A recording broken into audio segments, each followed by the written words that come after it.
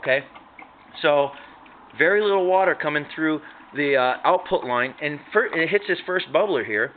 Not only does it scrub what little water and KOH or NaOH might be in there, which there isn't very much, as I mentioned earlier, but also there's a second bubbler up at the in the front of the vehicle.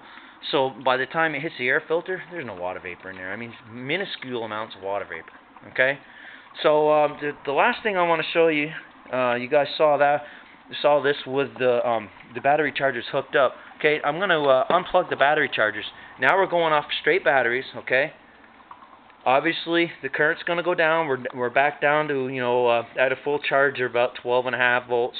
Okay, like I was saying, it's going to drop down into the 30s there somewhere abouts. Okay, obviously output's going to go down because current's gone down. All right. So without the chargers hooked up, this is what currently the way the saturation is set up. If we were to stick this in the back of the Ranger and run it the way it is, we'd be running some 30 amps. Okay. Some 30 amps, and I think the output is more like 2.5 to 3. Okay, so it slows down a bit. Instead of 3.5, you're going to lose a liter a minute or so. Okay, so I just wanted to show you that real quick.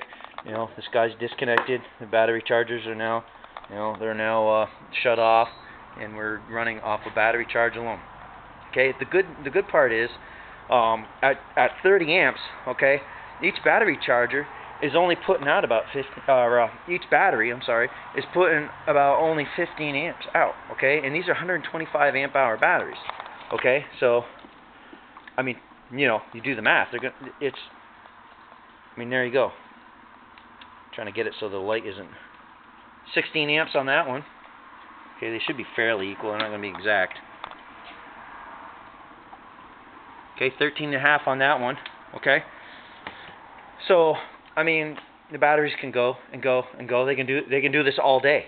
Okay, and that's the advantage of and they can do this all day, but we're still putting out over 2 liters a minute. We're putting out 2.5, 3 liters a minute. But it'll do it for hours and hours and hours. You guys are your daily commutes to work and back. This setup is going to be more than enough to get you through if you choose to do the EV assist method. And again, remember, now if you choose to do it this way, take away the battery chargers, right? The cell is going to be significantly smaller, okay? Maybe even you only need one battery now because it's in lower current, okay? So this is something, okay, that you can feasibly fit into the trunk of your car, and that's what I'm looking forward, looking towards, is to make something that'll fit in the trunk of your car. And for you truckers that want to put serious voltage to this thing, or serious, get some serious output to it, okay, you can hook up more batteries. Okay, I'm also thinking about making this design a little more flexible so you can put 24 volts to it. Okay, so if you truckers, you want to put high output alternators to the thing and really pump out the amperage and go all day. You can go all day with these things. As I was saying, 50 amps. We're still we're below 30 degrees Celsius, and it's been running for a couple hours that way. So I mean it's really exciting to me to see a cell that after doing all the testing I have with the GenI's and the GenIIs. Okay, it's not like I've never built any other cells before, but it's real exciting to me to see such low temperatures. It's really exciting.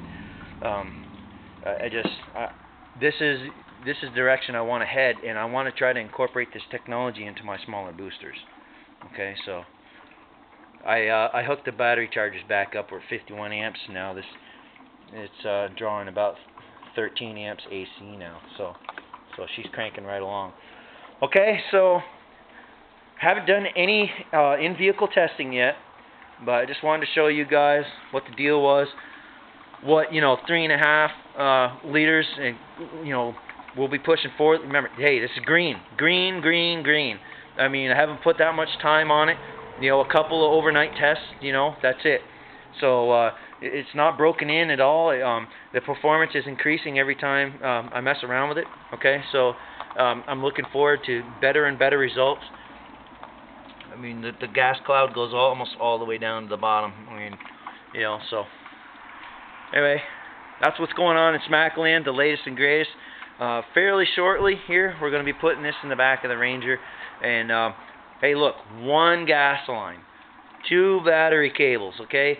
No more disconnected wires, no more leaking lids. And I mean, 1 smack booster is great, and you can get that to seal, and you can get the connections, you know, the electrical connections squared away on that. But hey, you know, when you start talking about 6 of them all grouped together, I'm going to be honest with you, it was a real logistical maintenance nightmare. You know, it's constant leaks, and so we needed something. If we wanted, you know, large gas output, we needed something more reliable. So here it is. All right. Okay, so check out the Corvair. I have been doing, you know, been working on it a little bit, getting it ready. This is the car this is the deal that's gonna make the change right here. Okay, this is gonna be the electric conversion. I've been hard at work, you know, planning and scheming and figuring out where I'm gonna put everything. Okay.